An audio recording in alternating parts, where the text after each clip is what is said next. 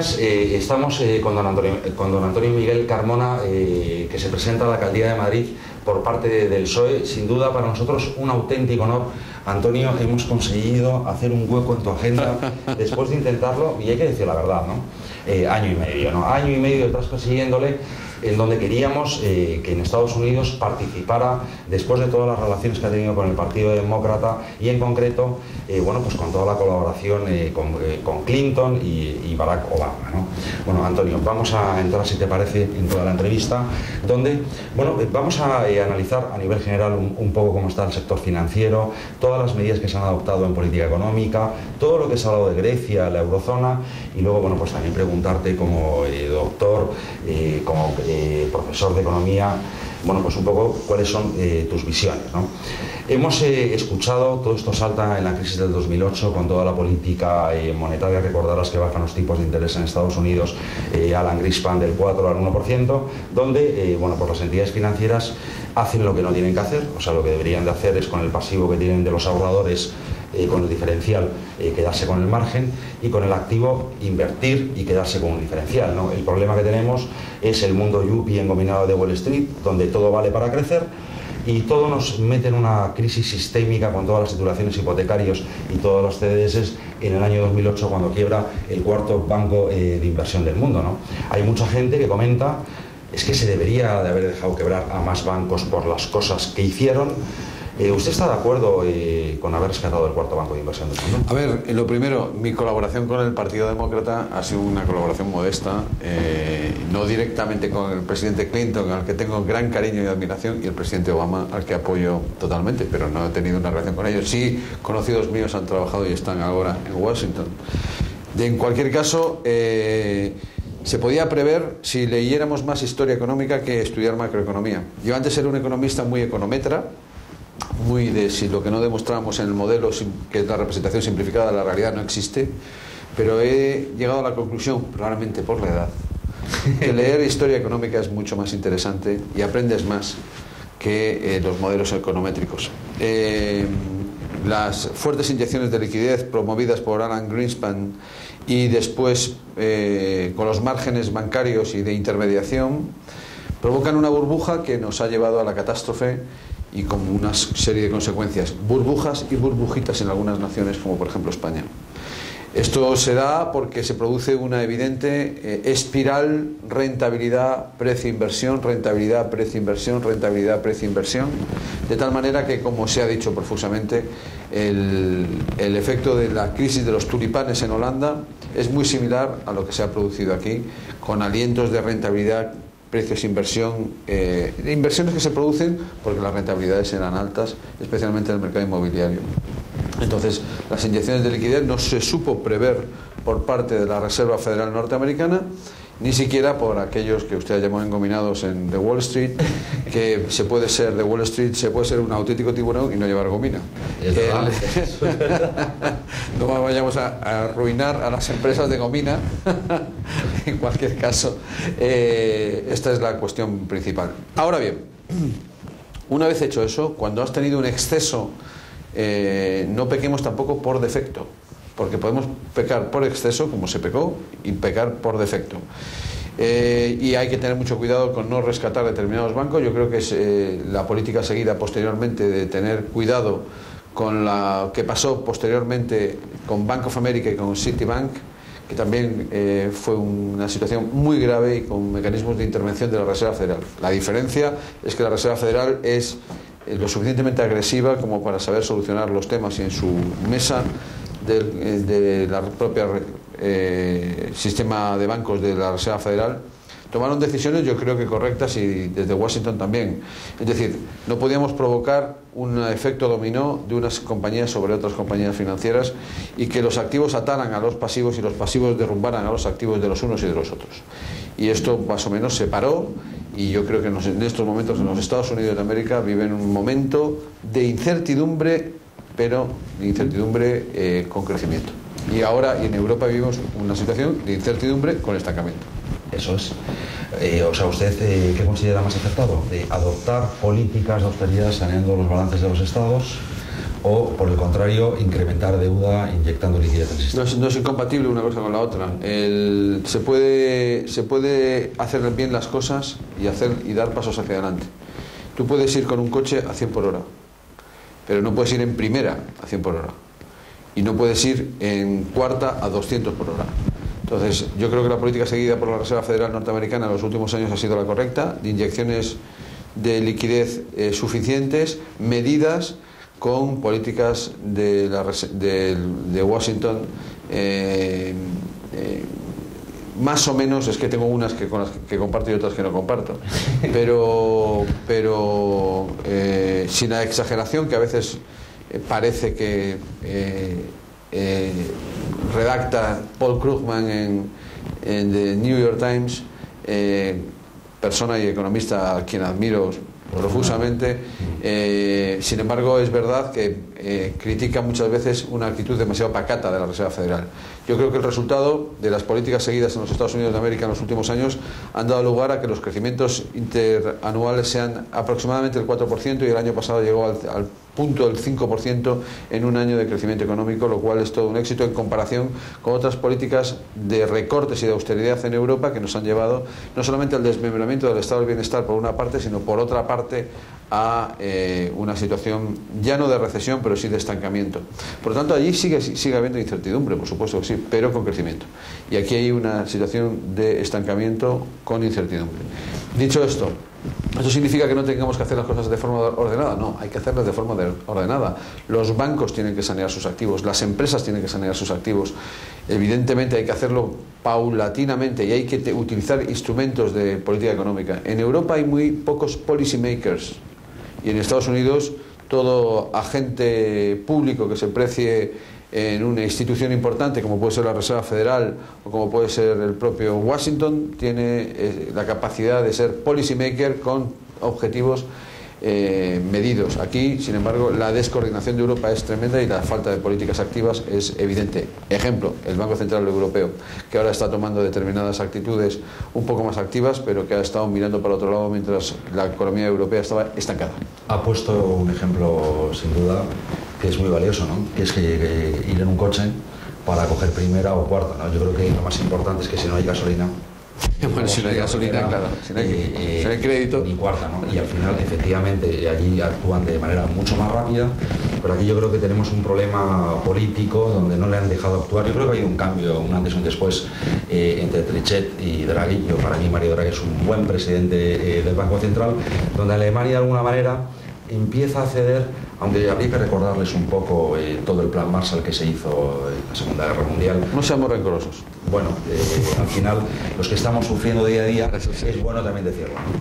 Bueno, cuidado con las inyecciones de crédito, que es el motor del coche. El motor puede ir delante o puede ir detrás. El crédito va detrás.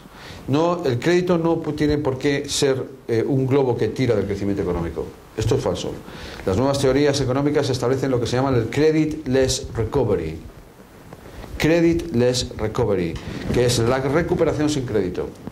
Un banco financia cuando ve, atisba o se le demuestra que empieza a haber una recuperación. Regar sobre mármol, donde no hay semilla ni tierra, no crece planta. Si hay semilla y tierra, el banco riega. A mí me lo explicaba muy bien Miguel Martín, presidente de la Asociación Española de Banca, hace ya muchos años. Y me contaba, imagínate dos instituciones, dos carniceros, un carnicero bueno y un carnicero malo. Uno que tiene un buen balance y el otro que lo tiene malo. Uno que tiene una cuenta de explotación correcta y el otro que lo tiene con pérdidas. ¿A quién financiarías si fueras el director de la sucursal de Villaverde? ¿A quién? ¿Cómo sabes que tiene bien la cuenta? ¿Quién te está engañando? Es que claro, ahí depende un poco primero del organismo regulador que diga la verdad y luego en segundo lugar que la auditoría realmente las cuentas. Acabamos en el Animal Spirits y acabamos con una incertidumbre tal que el banco se repliega. Entonces, cuando haya un poquito de crecimiento hay que regarlo para que haya otro poquito de crecimiento. El motor del crédito va detrás del coche y el coche tiene que ir por delante. Por dar crédito, regar en mármol, no crece planta. Por dar crédito exclusivamente, si no hay demanda, si no hay innovación, si no hay oferta, si no hay un buen producto, si no hay un buen servicio, no sirve para nada. Ya sé que todo el mundo piensa que tiene el mejor producto y el mejor servicio, pero el banco tiene que cuidar, evidentemente, de sus depositantes. Entonces, ahí sí que tiene que haber políticas activas. El Banco Central Europeo o el propio Gobierno de la Nación, que yo soy un poco amigo el mecanismo de determinadas subvenciones a determinadas empresas, pero lo que tiene que hacer es poco a poco ir encendiendo una mecha. Y eso es lo que nos ha fallado. Se enciende un buen fuego con una cerilla antes que con un soplete. Y entonces, con una cerilla poco a poco, pero estamos en una situación de credit-less recovery, que son los últimos artículos publicados sobre todo en Estados Unidos. Sí, y además se ha destruido, yo creo que cosas muy importantes, ¿no? Porque toda la obra social que hacían las cajas de ahorros se ha perdido, se ha metido en entidades financieras a directivos que son políticos y no saben realmente lo que es un banco. Yo creo que al final, zapatero a tus zapatos, tienes que dedicarte a lo que realmente controlas, ¿no? Y estamos hoy en día viendo, bueno, últimamente todos los casos de corrupción que están afectando a los máximos reguladores, ¿no? Todo lo que ha pasado con Bankia, todo lo que se ha permitido con distintas entidades, ¿no? ¿Qué medidas pretende usted si gana las elecciones, ¿no? Instaurar para que esto de la corrupción de alguna manera se controle? La corrupción existe desde que Craso financiaba a Julio César. Es verdad.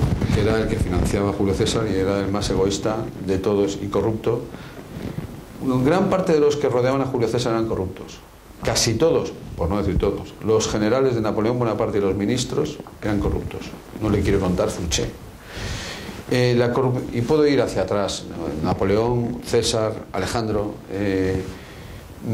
La corrupción está en la condición humana pequeña. Lo que no podemos permitir es la impunidad. En un sistema democrático tenemos que poner las trampas suficientes para pillar a los corruptos. Y desde luego condenar a los que defienden a su compañero de partido político por la corrupción. Entre un miembro del Partido Popular bueno y un miembro del Partido Socialista corrupto, me quedo con el miembro del Partido Popular bueno. De hecho, tengo muchos amigos en el Partido Popular. Lo que no puede ser es que el Partido Popular de Madrid, por ejemplo, haya dicho hace unas horas que va a llevar imputados en sus listas. Yo no voy a llevar ni un solo imputado en mis listas. Y hay que establecer los mecanismos institucionales. Yo defiendo la Constitución, las instituciones. Hay otros que las quieren destruir, Defiendo la Constitución y las instituciones. Con eso es suficiente para luchar contra la corrupción. La impunidad, desde la decencia y la ética. Contra la corrupción, en el Ayuntamiento de Madrid vamos a crear una oficina antifraude, regentada por un magistrado, en excedencia, que investigue a todos los concejales. Alguien dirá, ¿para eso está el interventor general? No. El interventor general no investiga a los concejales, las decisiones políticas de los concejales. El interventor general y trata que la imagen fiel de las cuentas de la administración y entre otras muchas funciones sea la correcta. Pero ¿cuál es la función de una oficina antifraude? Que me miren a mí si mi familia recibe algún regalo de una constructora a la que le hemos dado una concesión, como de hecho ha ocurrido concesiones que se dan a familiares de presidentes o presidenta de comunidades autónomas. Sí. Entonces, que yo quiero crear una oficina antifraude para que me vean desde la cabeza hasta los pies mis cuentas y las de mi familia. Y por supuesto, sin poner un solo imputado, y si hay un concejal corrupto, no tiene kilómetros para correr, yo le llevaré al juzgado. Con todo lo que estamos hablando de la corrupción, sinceramente, yo tengo la sensación que las entidades financieras han quedado indemnes de todo esto. Sí. Se ha destruido una cantidad de empleo tremendo y el crédito sigue sin llegar, donde hemos sufrido empresas de 100 años de antigüedad que han cerrado, donde tenemos además ahora mismo, bueno, pues nuestra capacidad productiva, España, el 54% de su negocio son servicios. O sea, quiero decir, yo como empresario voy a montar un hotel, y a lo mejor incluso con spa, y compro al lado un restaurante porque vienen tantos turistas. Eso realmente no es especialización.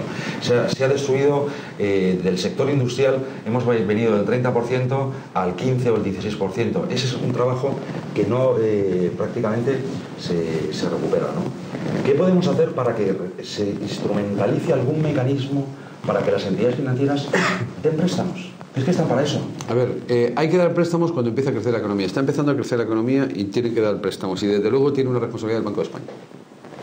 Y el Banco de España tiene circulares, plural, acerca de la responsabilidad social del crédito. ¿Cuáles son los factores principales del crecimiento económico? Había un economista ruso a principios del siglo XX que se llama Kondratiev, que explicó las ondas largas. Hay épocas de crecimiento, épocas de recesión, épocas de depresión, crecimiento, recesión, depresión. Es la inestabilidad propia del capitalismo. Luego un economista inglés se preguntó por qué existe existen ondas largas? ¿Por qué esta inestabilidad? Y la respuesta fue de John Maynard Keynes, que dijo que se producían ondas largas, aunque Keynes hablaba más de corto plazo, por la inestabilidad de la inversión. Y ahora la tercera pregunta que tenemos que hacernos es ¿por qué es inestable la inversión? Y un economista austriaco, no confundir con la escuela austriaca, yo estoy hablando de economía, no de religión, un economista austriaco que se llama Joseph Alois Schumpeter demostró que la inversión es inestable en función a largo plazo de las innovaciones tecnológicas y los clústeres de innovaciones tecnológicas.